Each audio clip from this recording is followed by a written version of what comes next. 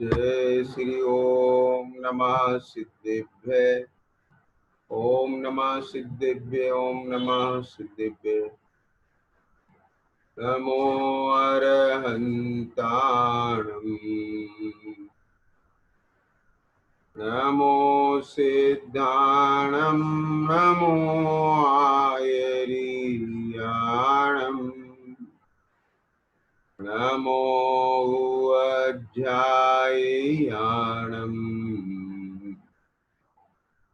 नमो लोये सवसाहुरम्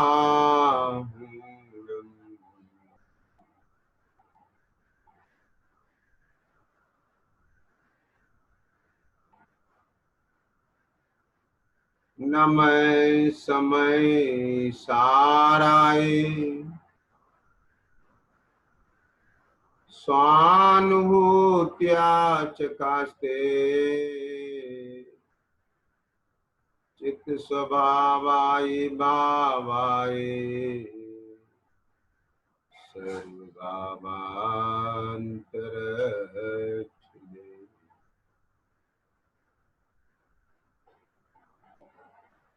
वन्दितु सब सिद्धे ध्रुवचलमणोऽहं गणिं पते वोच्छामि समय पाहुड सुध केवली गणिनम्।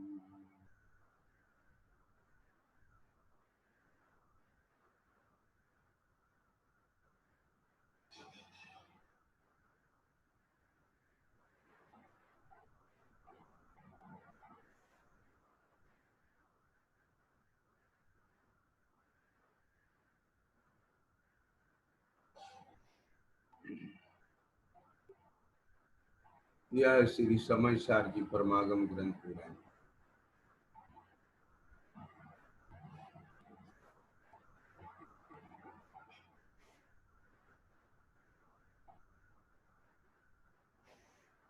आचार्य कुंकुन स्वामी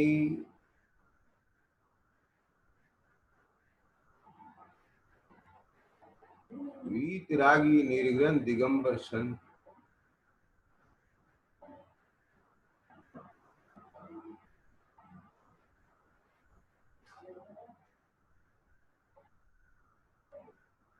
जो निरंतर अपने चैतन्य में ही विहार करते हैं,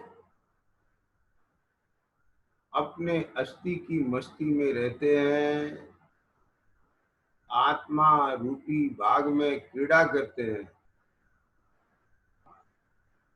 लौकिक जन तो बाहर के वन उपवन में जाकर के पांच इंद्रिय के विषयों को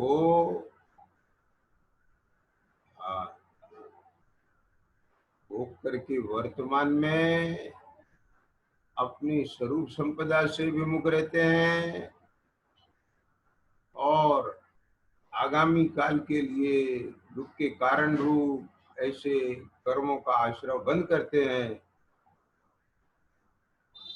वह अज्ञानी है, मोही रागी द्वेषी है। ये बाहर के वन उपवन यह तो इंद्रिय सुख के निमित्त भूत वास्तव में पारमार्थिक दुख रूप है, लेकिन यह आत्मा रूपी उपवन यह इस आत्मा के लिए क्रीड़ा करने का एकमात्र स्थान है।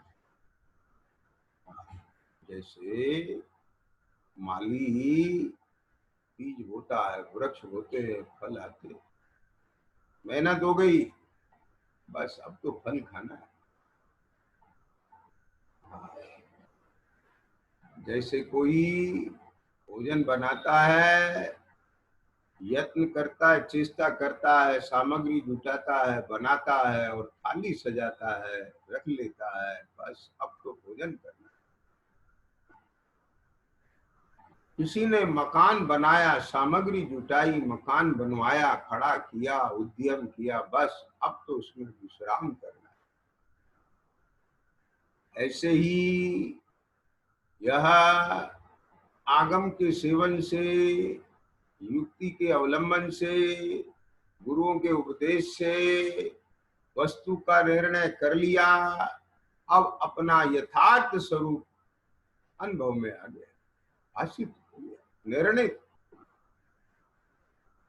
इन समस्त भावक के भाव और गे भावों से सर्वथा वेद ज्ञान हो गया। यानी इनमें किंचित भी कोई किसी भी प्रकार से ना मैं हूं ना मेरा है। समझ में आया क्या कहते हो?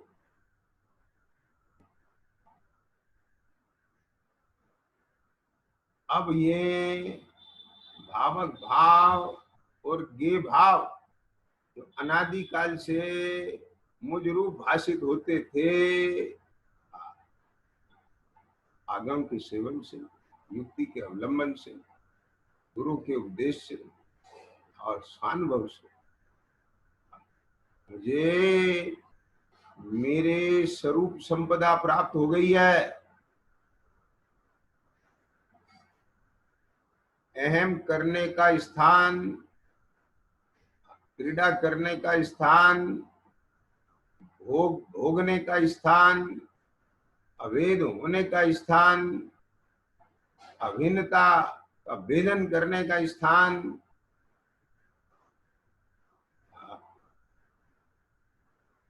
महिमा योग्य स्थान,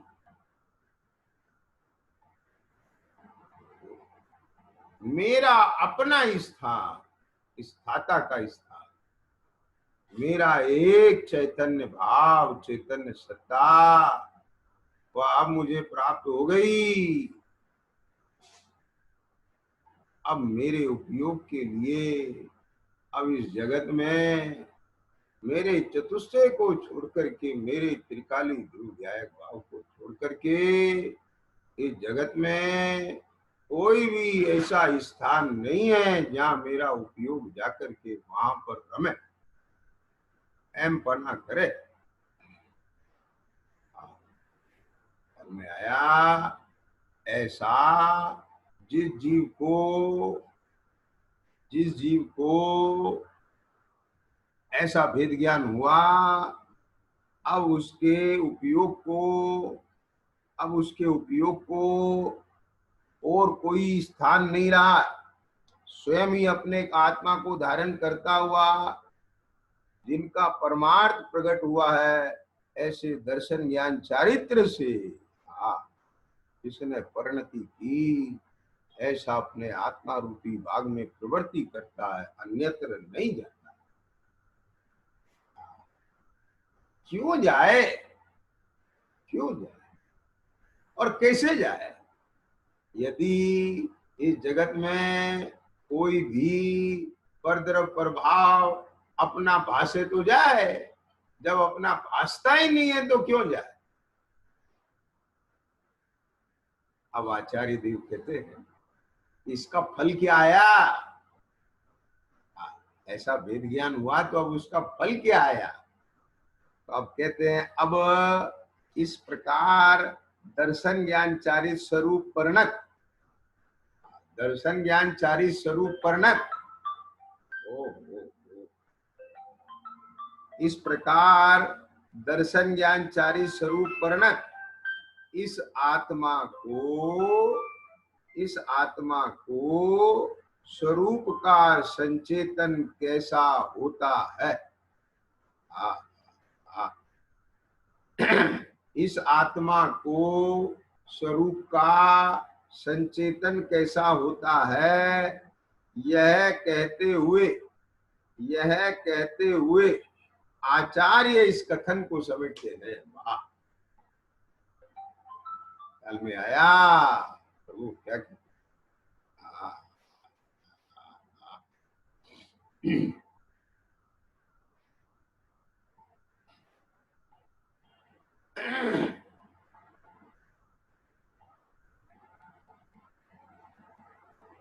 इस आत्मा को, जिस आत्मा को ऐसा भेदन हुआ, ऐसा ज्ञेय भावों से और भावक भावों से भेद ज्ञान हुआ।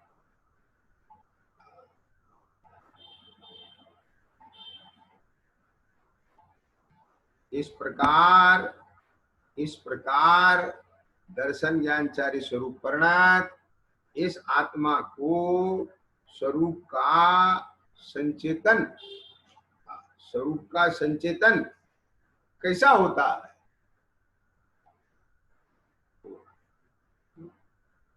अर्थात जब भावक भाव और ज्ञेय भाव से भेद ज्ञान हुआ तब स्वरूप का संचेतन कैसा होता है? अब दूसरे रूप से बात करते हैं। जब अपने ऐसे स्वरूप का संचेतन होता है, स्वरूप का संचेतन पूर्वक, स्वरूप के संचेतन पूर्वक ये भाव और भावक भाव से भेद ज्ञान होता है। हाँ, ये भाव और भावक भाव से भेद ज्ञान होते हुए स्वरूप का संचेतन होता है, और स्वरूप के संचेतन पूर्वक ये भाव और भावक भाव से भेद ज्ञान होता है। ख्याल में आ गया? देखो तब होता एक काल,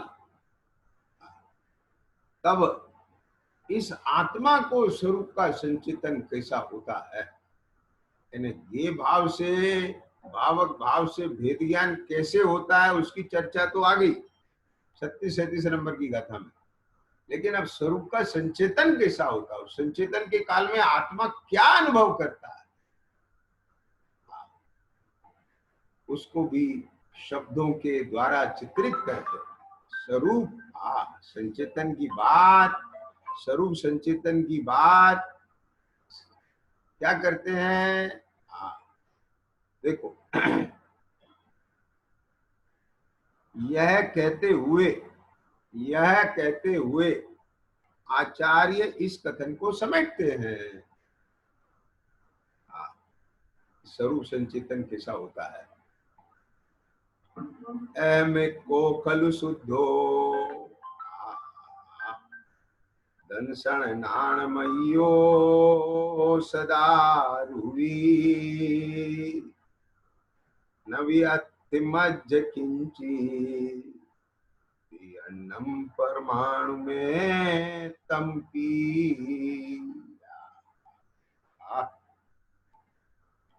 एमे को खलु शुद्धो, एमे को खलु शुद्धो दंसन नाणमयो सदा रुवी नव्यतिमज्ज किंची अन्नम परमाणु में तंपी। मैं एक शुद्ध सदा रूपी ज्ञान द्रग हूँ यथार्थ से,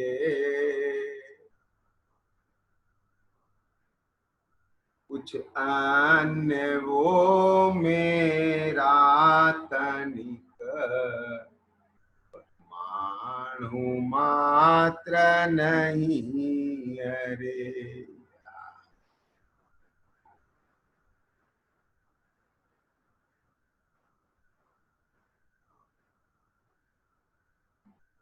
अरे प्रभु,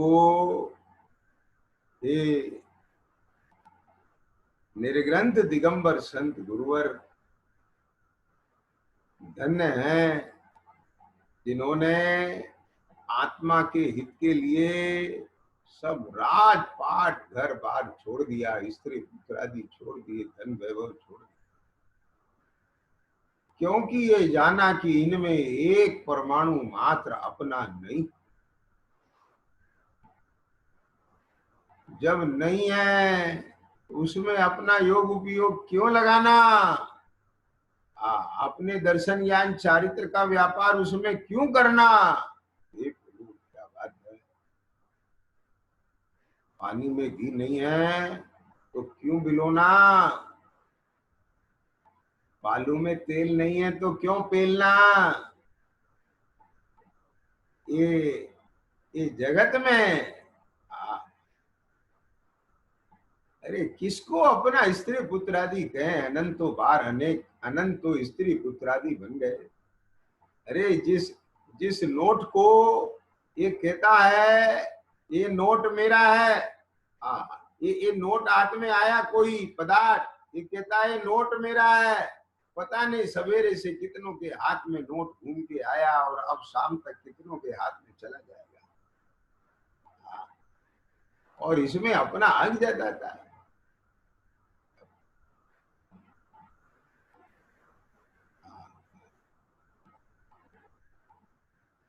ये देह के परमाणु भी वह नहीं रहते, निरंतर पलट रहे हैं, तो किसके ऊपर अहम करता है, मेरा। अरे मेरा तो एक, मेरा चैतन्य भाव, मेरा चैतन्य सत्ता मेरी है, अपने अनंत गुण धर्म शक्तियां मेरी हैं। अपने क्षयोक्षम को, अपने दर्शन ज्ञान के व्यापार को अपने में लगाना।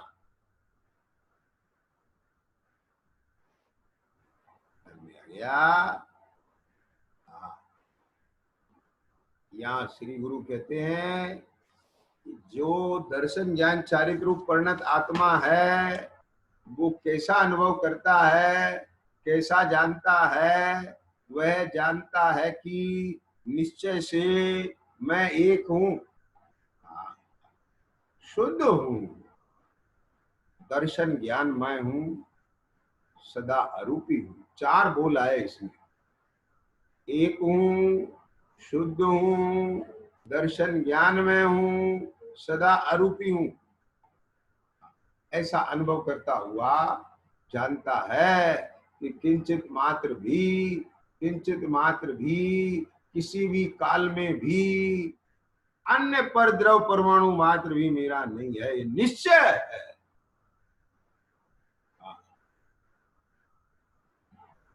अनंत परमात्मा सर्वज्ञ देव ने तो ये बात कही, तो तू उनकी ये बात को मैंने अपने ज्ञान में अवधारण करके कि जब भगवान सर्वज्ञ वीतरागी देव ये बात कहते हैं एक परमाणु मात्र भी जीव का नहीं है, जीव ही जीव का है, तो इसको भली भांति युक्ति के आलंबन से प्रमाण ने निर्धार किया।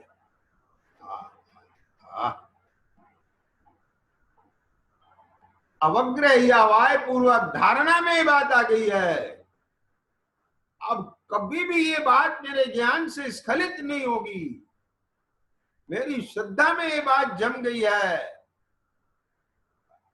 इस विश्व में एक परमाणु मात्र मेरा, सब भिन्न, सब भिन्न।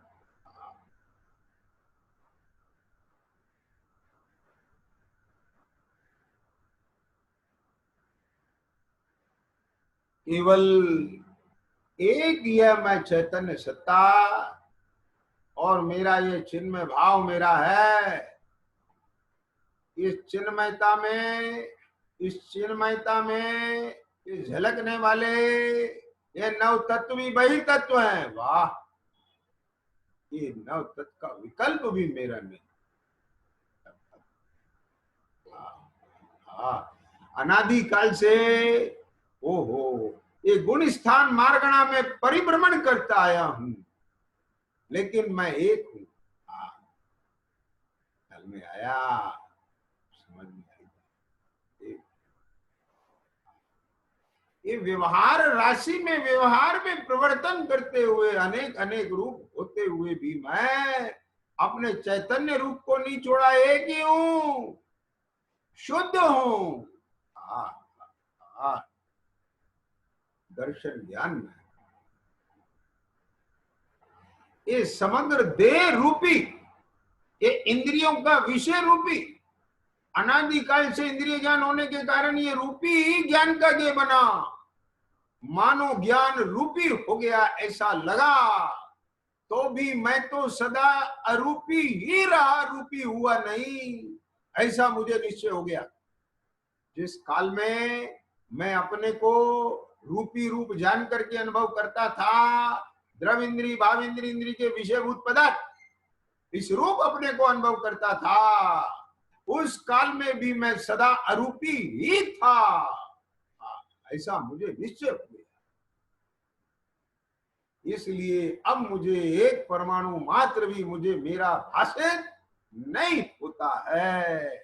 तो क्या भाषित होता है कि मैं एक हूं, अपनी चिन्मयता, अपना चैतन्यता, अपनी शुद्धता, अपनी चिन्मयता, अपनी चैतन्यता, अपना दर्शन ज्ञान उपयोग सामान्य और अपनी अरूपिता, एक में चारों विशेषण है। चार रूप भेद रूप करके अनुभव नहीं करता, ये तो कथन शैली है। पहले अनेक रूप देखता था, उसके खंडन के लिए एक शब्द कहा। पहले अशुद्धता रूप देखता था, उसके खंडन के लिए एक शुद्ध शब्द का प्रयोग किया। पहले विशेष रूप देखता था, दर्शन ज्ञान रूप देखता है, एक सामान्य चिन्मय रूप देखता है, इसलिए दर्शन ज्ञान में कहा।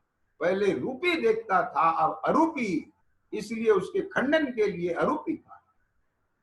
परंतु इधर में जो अनुभव और वेदन है, उसमें चार भेद नहीं है, वो तो एक है। वहां तो चिन्मय और चिन्मयता का भी शब्द नहीं है, वेदन मान। ऐसा अपने को अनुभव करता हुआ यह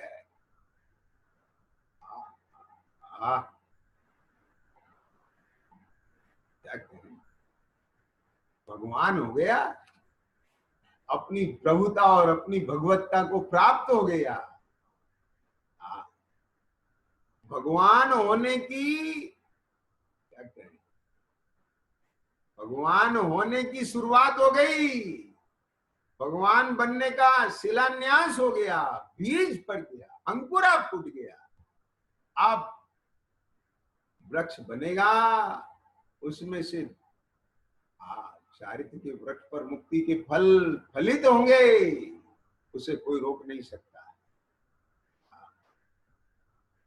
आचार्य अमृतचंद स्वामी इसकी विशेष टीका करते हैं। देखिए क्या कहते हैं,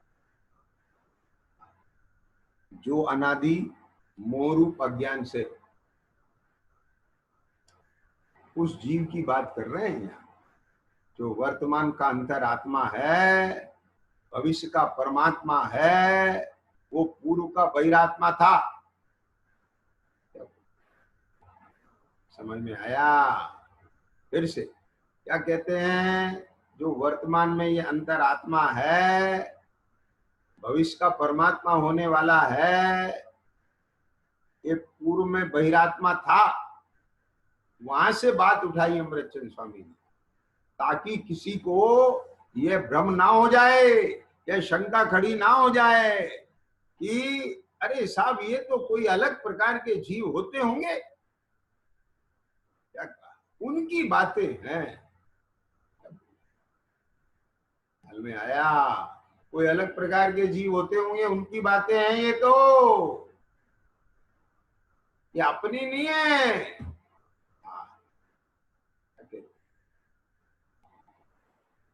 अब यहाँ क्या कहते हैं, अब यहाँ क्या कहते हैं, अब यहाँ ये कहते हैं, हे भाई ये उसी की बात है जो किसी काल में बहिरात्मा था।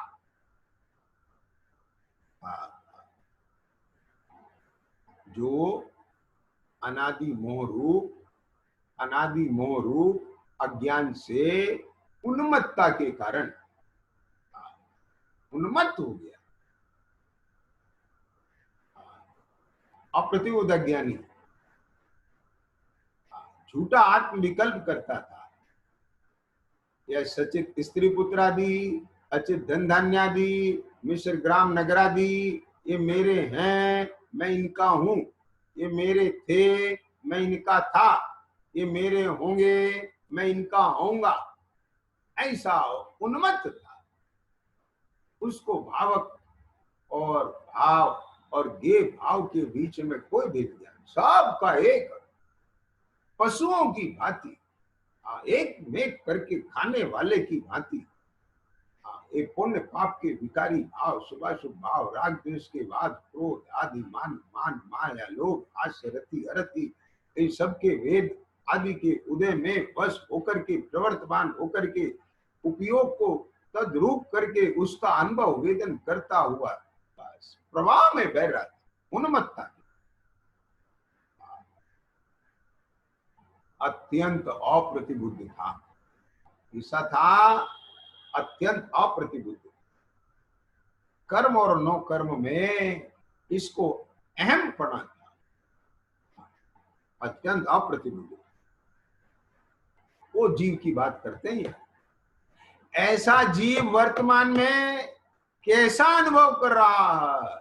ओहो, क्या बोला? जो पूर्व में ऐसा उन्मत्त था, प्रतिबुद्ध था, अत्यंत अप्रतिबुद्ध था, वो जीव अभी वर्तमान में कैसा अनुभव कर रहा है? ये दिखाते हैं। ख्याल में आ गया? अरे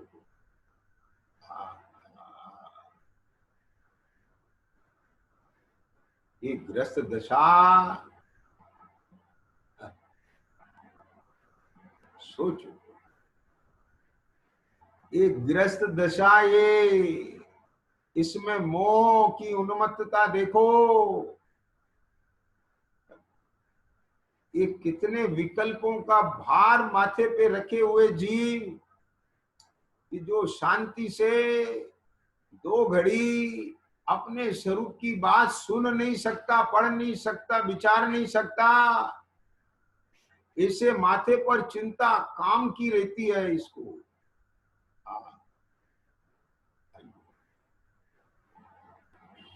अरे तू बस में सवार हो गया है, रेलगाड़ी में बैठ गया है, अब तो माथे की पोटली उतार के रख दे।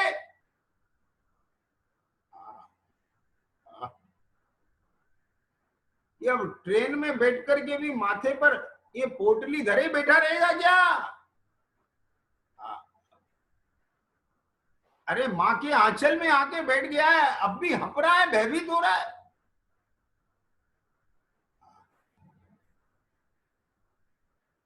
अरे तेरा अभागापना तो ऐसा है भाई कि घर पे लक्ष्मी आ गई दरवाजे पर और तू कहता है मैं मुंह धोने चला जाता हूं।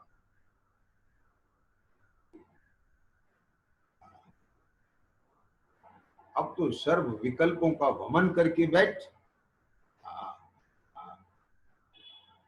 सर्व विकल्पों का वमन करके निर्विकल्प स्वरूप की बात कही जाती है, सुनी जाती है, समझी जाती है, अनुभव में आती है। विकल्प को माथे पे रख के हियरिंग होती है, लिसनिंग नहीं होती। हियरिंग और लिसनिंग में अंतर है ना। रीडिंग और स्टडिंग में अंतर है। ख्याल में आ गया? ये देखो तो सही, जैसे भैंसे के भीतर में क्या करे, अंदर में ऐसा उन्मत्तपना है, जुए को देखते ही गर्दन उठाता है, लहर आती है भीतर से, ये तो कर लूं, ये तो कर लूं, चलो ये तो कर लूं, ये भी निपट जाएगा, ये भी हो जाएगा, ऐसा कर। अरे क्या हो गया? अरे यह मुक्ति का काल है।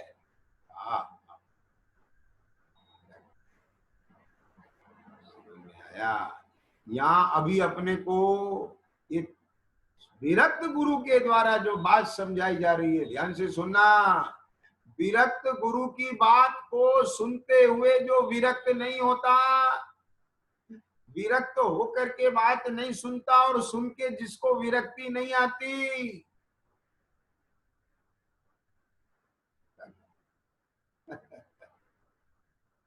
एक बात बताओ, है? थोड़ी देर के लिए यदि मैं यहां से ये जो चर्चा कर रहा हूं, स्वाध्याय कर रहा हूं, हैं? चलते ऐसे घूमते घूमते स्वाध्याय करो।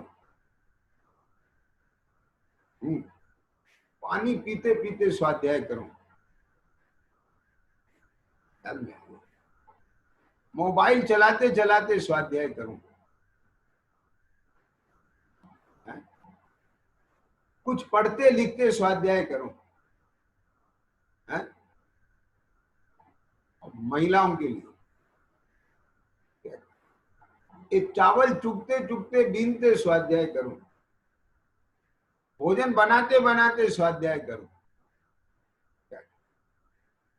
समझ आ गया?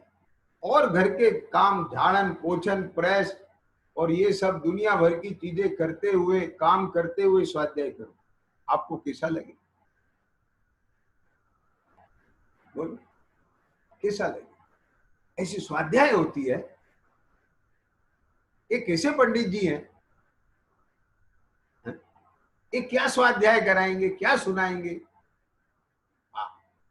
पंडित जी ऐसे हैं। और श्रोता कैसे हैं?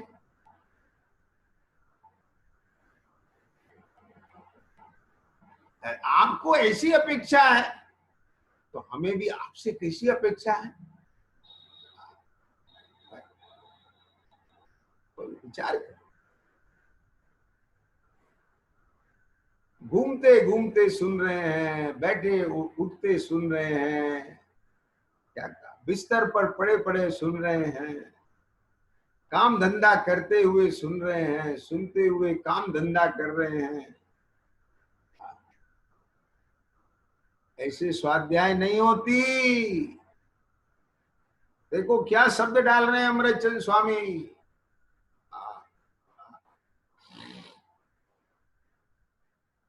अरे यहाँ तो कहते हैं कि जैसे ही विरक्त गुरु के संपर्क में आया तो क्रूरता को लिए हुए जो सिंह था वो भी ऐसा विस्मित हो जाता है कि कुछ काल के लिए मैं क्रूर स्वभाव वाला हूं भूल जाता है। विरक्त हो गया। उसको यह विशुद्धि लब्धि पूर्वक देशना लब्धि होती है।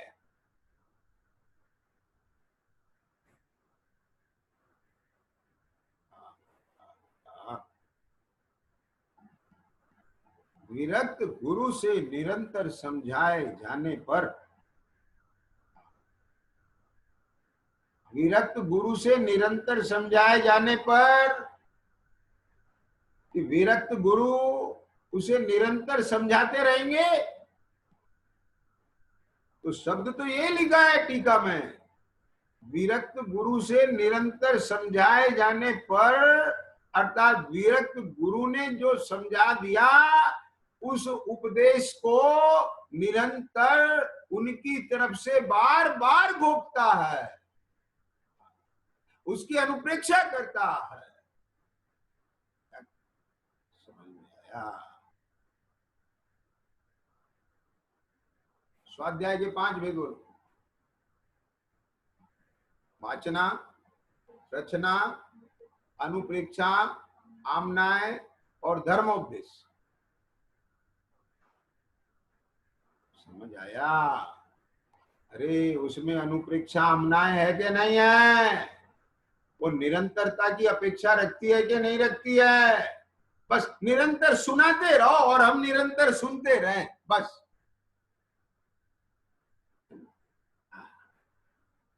सुनाने वाला तो निठल्ला है, खाली है वो तो, और सुनने वालों को फुर्सत नहीं है। वो तो सोचते काम करते करते सुन ले हम तो, कौन देख रहा है?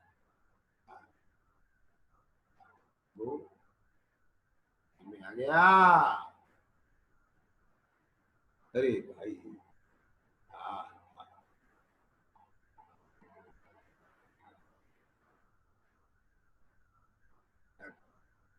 निरंतर समझाए जाने पर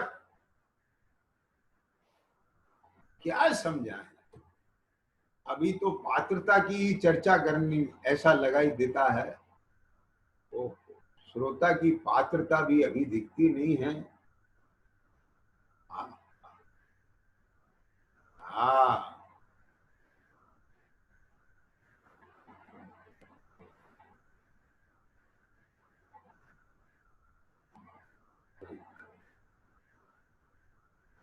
ये तो वास्तव में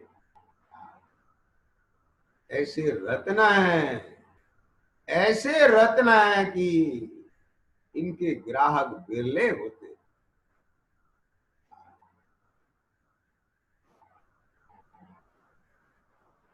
इनकी ग्राहकता के लिए परचेजिंग पावर भी चाहिए, इनकी ग्राहकता के लिए पहचान भी चाहिए, और इनकी ग्राहकता के लिए उसको उपयोग में लेने की योग्यता भी चाहिए। सिंगनी का दूध स्वर्ण के पात्र में टिकता है, उसके लिए स्वर्ण का पात्र चाहिए। अरे ऐसे पात्र जीव होते हैं, विरक्त गुरु को देखते ही विरक्त हो जाते। वैन नहीं कहे लकी हो सम्यक, सम्यक धर्म प्रकट हो गया। अरे जीवन तो यह, मार्ग तो यह, स्वरूप तो यह, मेरी चेतना मेरे लिए है, मेरा धन मेरे लिए। दूसरे को देता है एक दमड़ी, देता है एक दमड़ी, किसी को छूटता नहीं है आज से एक पैसा, एक पैसा छूटता नहीं है। हजारों लाखों कहां से छूटेंगे? पैसों का अंबार छूट सकता है, जिससे एक पैसा नहीं छूटता। अरे वह जड़ धन, उसको अपना धन समझ के तो छोड़ता नहीं, लेकिन यह अपनी ज्ञान की पूंजी, शोषम की पूंजी, उपयोग की पूंजी, इसे पूंजी नहीं समझता और इसे 5 इंद्रिय के विषयों में बर्बाद करता।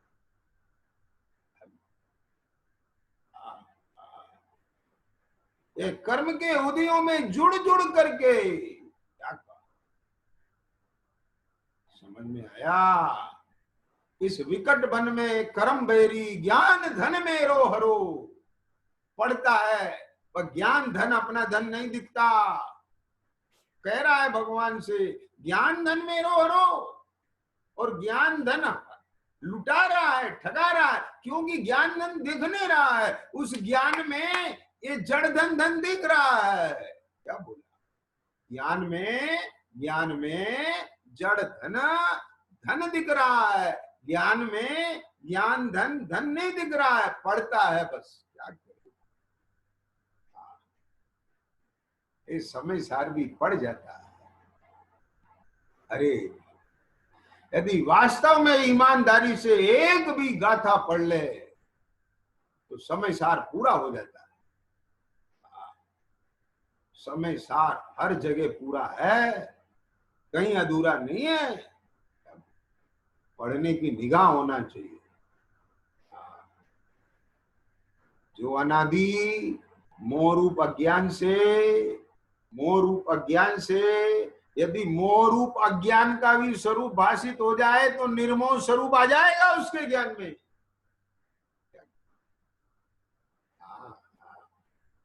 आश्रव तत्व की श्रद्धा होते ही सातों तत्वों की श्रद्धा होती है, जीव तत्व की श्रद्धा होते ही सातों तत्वों की श्रद्धा होती है। बोलो क्या बात है, पर यथार्थ होना चाहिए।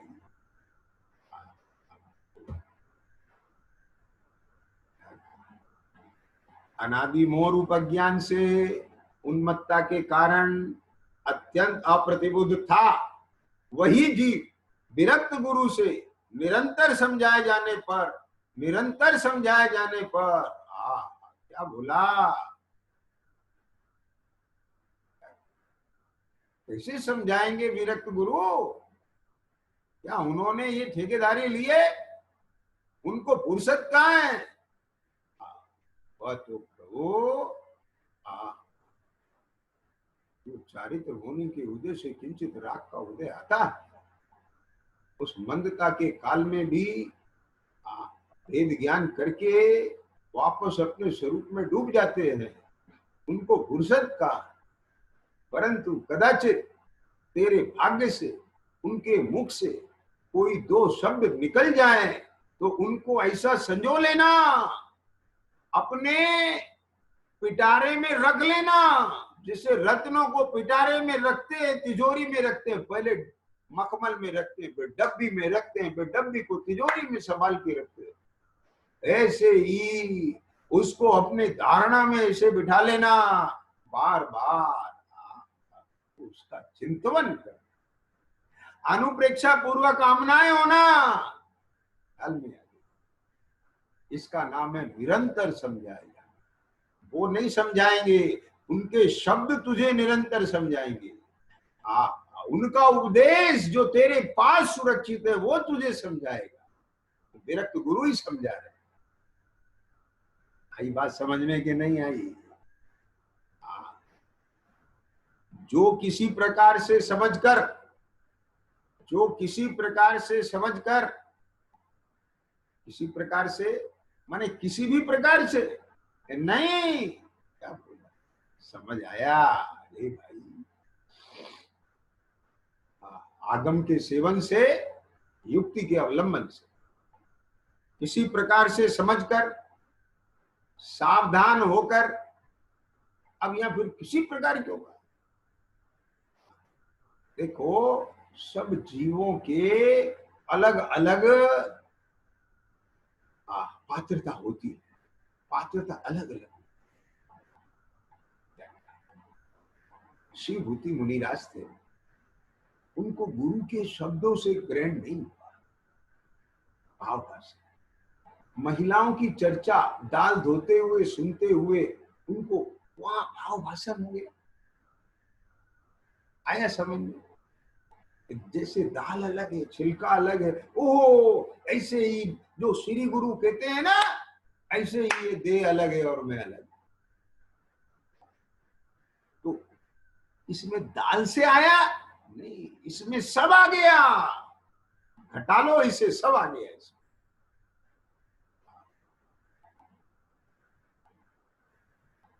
शब्द अलग हो सकते हैं, शैली अलग हो सकती है, भाव वही होता है, अभिप्राय वही होता, प्रयोजन वही होता, धर्म वही होता।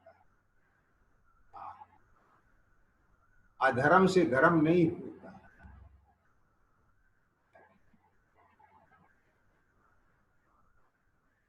जब पुष्पगंध भूत बलि मुनिराज आचार्य धरसेन के पास आए वापस, आचार्य देव मन साधना हो गई, हम आपको कुछ कहना चाहते हैं। कैसे हुई? बोले जरूरत नहीं है, हो गई तो हो गई। बोले कैसे हुई? कि जैसे होनी चाहिए थी वैसे ही हुई, क्योंकि अन्य प्रकार से साध्य की सिद्धि होती नहीं है। क्या साध्य की सिद्धि दर्शन ज्ञान चारित्र से ही होती है, अन्य प्रकार से साध्य की सिद्धि होती नहीं है। तो फिर यहाँ आचार्य क्यों लिख रहे हैं किसी प्रकार से?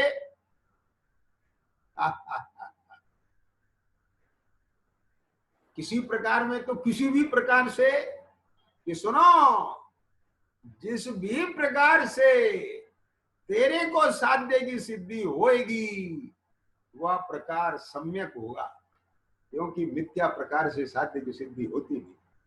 या तो सिद्धि हुई नहीं है या साधन सही नहीं। साधन सही है और सिद्धि हुई है, सिद्धि हुई है तो साधन सम्यक था। आ गई किसी भी प्रकार से समझकर, यानी अपने भाव में कैसे भी समझा तो समझ में आ गया।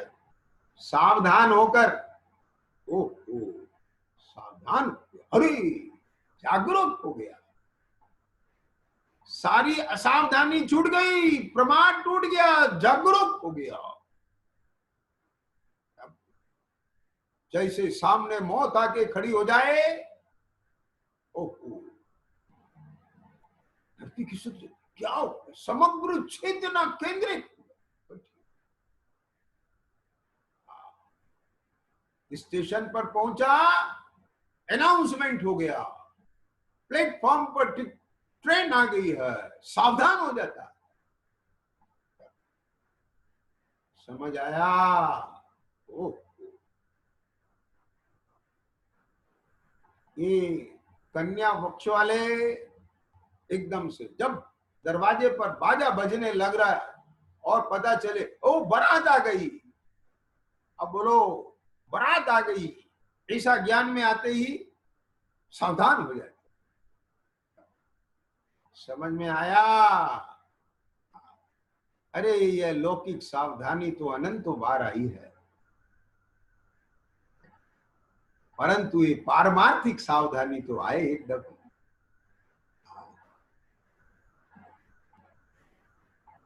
ये जिस दिन पारमार्थिक सावधानी तेरी परिणति में जग जाएगी, उसी दिन तुझे आत्मा मिल जाएगी।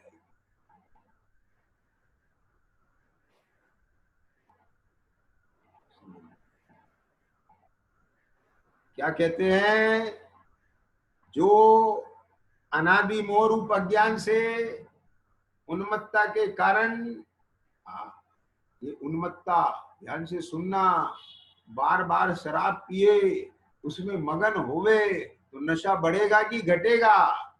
ऐसे ही ये बार बार मोह कर्म के साथ जुड़ के मिथ्या विकल्प करता रहे, ये मेरा, मैं इसका करता, ये मेरा भोग, मैं इसका भोगता, ये इंद्रिय के विषयभूत पदार्थ, इनमें से कैसा सुख आता है, ये अच्छा ये खराब, इन्हीं में ही निरंतर जिसकी चेतना लगी रहे, उन्मत्तता घटेगी कि बढ़ेगी? भाई अनादि काल की कुटेव छोड़ करके अब श्री गुरु जो तेरे को तत्व ज्ञान दिया है, उन्होंने उसको निरंतर निरंतर अपने उपयोग का विषय बना। भगवान ऐसा कहते, ऐसा देखने की चेष्टा कर।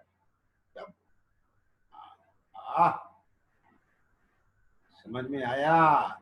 जैसे आंख वाला डॉक्टर होता है, वो कहता है बोलो सामने क्या अक्षर लिखा है, बोले ए का लिखा है, ये खा लिखा है, ये गा लिखा है, और फिर घा नहीं पढ़ा जाता तो वो कहता है भा लिखा है, तो वो फिर क्या करता है, वो उसको चश्मा लगाता है।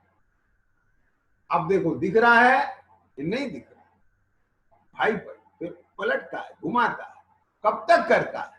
जब तक उसे जो अक्षर है वैसा दिख नहीं जाता, और फिर पूछता है पहले साफ था कि अब साफ है? यहाँ अब साफ है, बस ये तेरा नंबर। समझ में आया? इसी प्रकार से इसको अपनी डॉक्टरी खुद करना है, एक गुरु तेरे साथ डॉक्टरी नहीं करेगा। उनने तो स्वरूप बता दिया है, ये वस्तु स्वरूप है, अब तू खुद बार बार युक्ति का आलम्बन ले, युक्ति का आलम्बन ले, और निरंतर देख, जिस दिन तुझे जैसा स्वरूप है वैसा तेरे क्षेत्र में आ जाए, समझ में आ जाए, तुझे निश्चय हो जाए, इतना मात्र नहीं कह रहे हैं। हाँ, वो तो आधा घंटा बैठ जाए जम के, रट के याद हो जाता है, थोड़ा सा उसको क्लियर कर ले कॉन्सेप्ट को तो समझ में बैठ जाता है। लेकिन परिणति में, जीवन में आत्मसात होना, भाव भाषित होना, भिन्नता भाषित होना, अपनी सत्ता स्वभाव में अभिन्नता भाषित होना, ये जब तक ना होवे तब तक तुझे क्या करना है, और लाइन्स बदलना है, एंगल बदलना है उसकी। समझ में आ गया? इसका नाम है निरंतर समझाए जाने पर। ये 24 घंटा ये अभ्यास करना, कि कब तक करना, जब तक तुझे जैसा वस्तु का स्वरूप है वैसा भाषित ना हो जाए। समझ में आया? क्या बात है।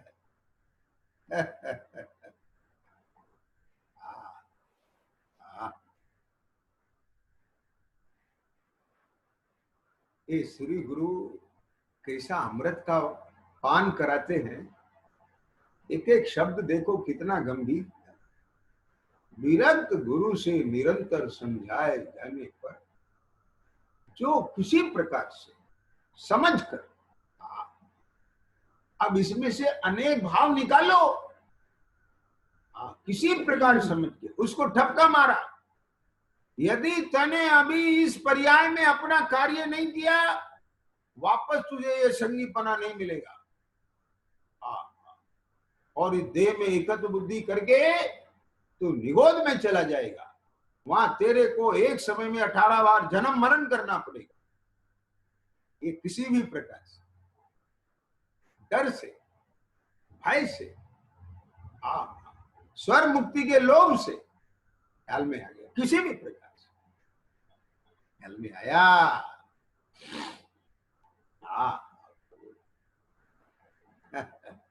ये इसमें सब आ जाएगा, किसी भी प्रकार से प्रमाण ने निक्षेप आ जाएगा। इसमें 4 गति के दुख आ जाएंगे। इसको पूर्व भाव की स्मृति कराई गुरु ने। क्या बोला? पूर्व भाव बताए इसको, और पूर्व भाव का ज्ञान होने पर ओहो किसी भी प्रकार से समझ में आ गया। बहुत बड़ी हिस्ट्री है, सब लगा लेना इसमें, किसी भी प्रकार से।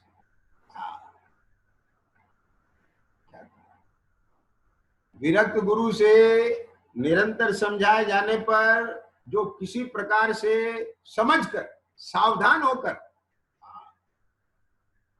जो समझ जाता है वो सावधान हो जाता है। यदि सावधान नहीं हुआ तो समझा नहीं। जो समझदार है उसकी समझदारी कैसे पता चलती है? उसकी सावधानी से।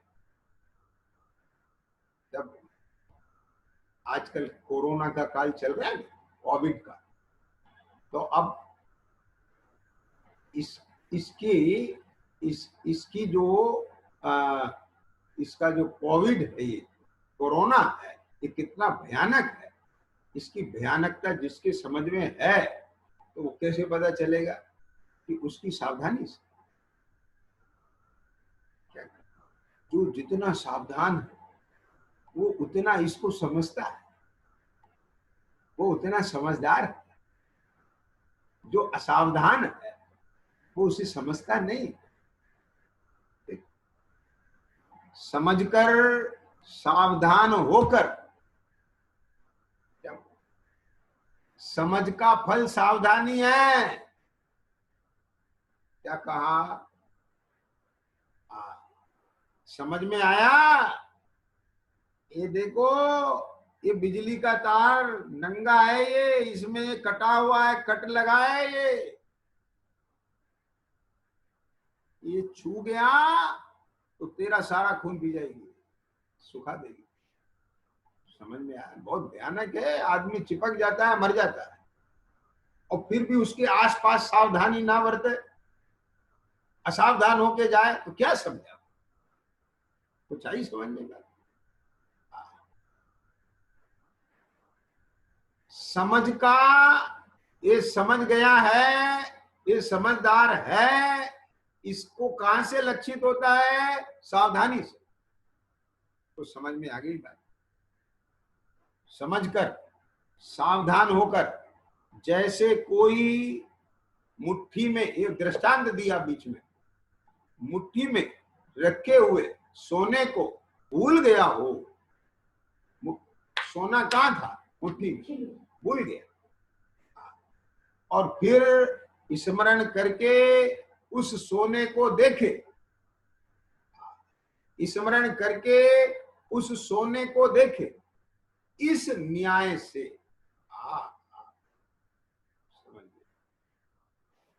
अपने परमेश्वर आत्मा को भूल गया था।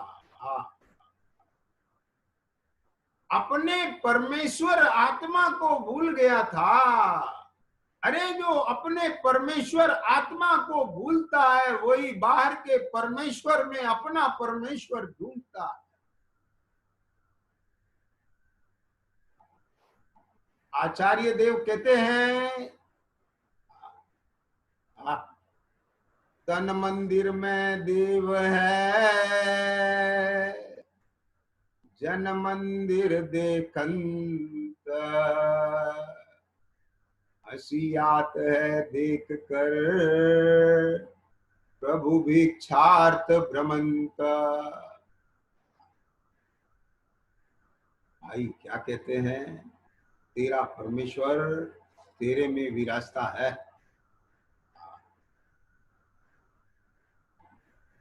अचिंत शक्ति स्वमेव होती।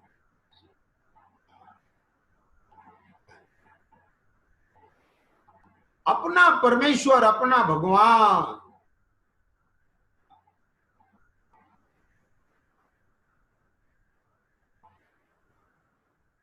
ये अपनी भगवत्ता, अपना चिन्मय स्वभाव, चैतन्य भाव, ये कितना बड़ी भगवत्ता है कि अनादि काल से तने अपने द्रव्य स्वभाव को नहीं जाना समझा, तो भी तेरे स्वभाव का एक अविभाग प्रतिच्छेद कम नहीं हुआ।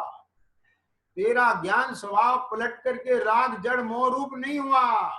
तू चेतन से अचेतन नहीं हुआ, जबकि तने अपने को अनादि काल से एक बार चैतन्य रूप नहीं समझा, अनुभव किया। ये तेरी भगवत, ऐसे अपने भगवत स्वभाव को भूल करके तू इन जड़ पदार्थों को अपना बनाने की चेष्टा करता है, उन्हें ज्ञेय से गायक बनाता है, अशुद्धि में शुद्धता देखता है। जो शुद्ध है वो तुझे नजर नहीं आता है, अनेक को एक बनाता है, और जो अनेकों में एक है वो तुझे नजर नहीं आता है। क्या बात है।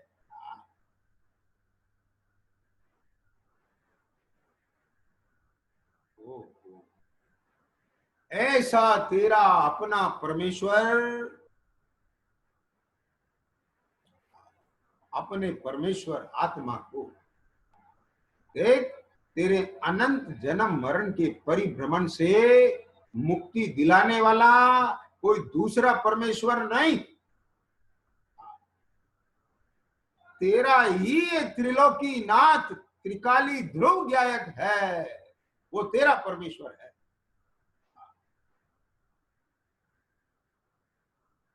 इस समो शरण में विराजमान केवली श्री केवली भगवान अनंत देव, इनने तो अपनी मुक्ति कर ली, उनने तो मुक्ति का मार्ग उपदेशित कर दिया। उस उपदेश को समझने की सामर्थ्य भी तेरे ही परमात्मा की है, तेरे ही आत्मा की, तेरी।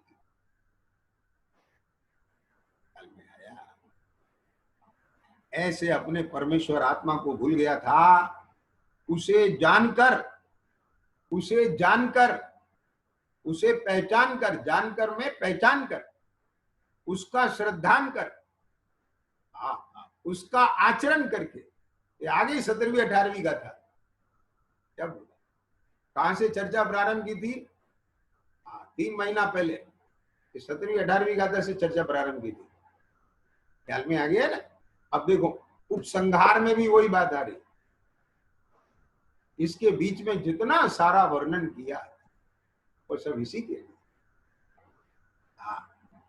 उसे जानकर, उसका श्रद्धान कर और उसका आचरण करके जो सम्यक प्रकार से, वाह, अभी तक तो क्या करता था, ये दर्शन ज्ञान चारित्र का सेवन तो करता था, लेकिन अपने को देहादि रूप जानकर, रागादि रूप जानकर,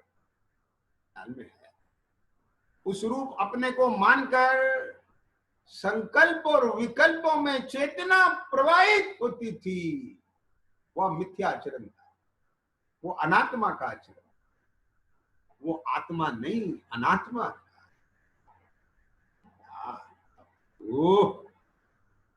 जो सम्यक प्रकार से एक आत्मा राम हुआ, अब यह आत्मा अपने को आत्मा रूप जानता है, अब यह आत्मा अपने को आत्मा रूप श्रद्धा करता है, अब यह आत्मा अपने में आत्मा रूप अनुभव करता, आचरण करता। दर्शन ज्ञान रूप आचरण करता है, कहीं मोह राग द्वेष रूप आचरण नहीं करता। ख्याल में आया? वह मैं, वह मैं ऐसा अनुभव करता हूं। देखो ख्याल में आ गया? वह मैं कौन? मैं जो, क्या बात है, वह मैं कौन? मैं कि जो अनादि मोह रूप अज्ञानी था। क्या बात है, क्या बोला? आज वह मैं, वही मैं आत्मा ऐसा अनुभव करता हूं। अब ऐसा अनुभव करना हो, क्या कहा, तो जितनी अभी ये चर्चा आई है उसका निरंतर अभ्यास करना, निरंतर अभ्यास करना। फिर आगे की टीका की आवश्यकता नहीं रहेगी, स्वयं अपनी परिणति में वो टीका अंकित, वो अपनी परिणति को पढ़ करके टीका को पढ़ ले, कोई बात नहीं, अपन टीका भी पढ़ेंगे, लेकिन आज समय हो गया, आगे समय मिलने पर ये टीका लेंगे, उसकी सूचना आपको पहले मिल जाएगी कि कब ये अभी बाकी की टीका का लेंगे। तो अभी आज की चर्चा यहाँ पर विराम लेती, लेकिन मुझे बाद में फिर से मेहनत ना करना पड़े, इसलिए पूरी तैयारी के साथ में तैयार रह के सावधान होकर के इतनी तैयारी हो, जमीन बिल्कुल बढ़िया साफ सुथरी, निराई गुड़ाई बस उसमें बस बीज पौधारोपण वृक्षारोपण सहजानंदी शुद्ध स्वरूप अविनाशी में आत्म स्वरूप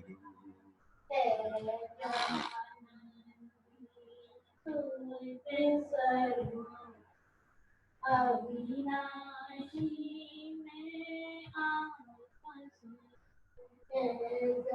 आनंदी शुद्ध स्वरूप अविनाशी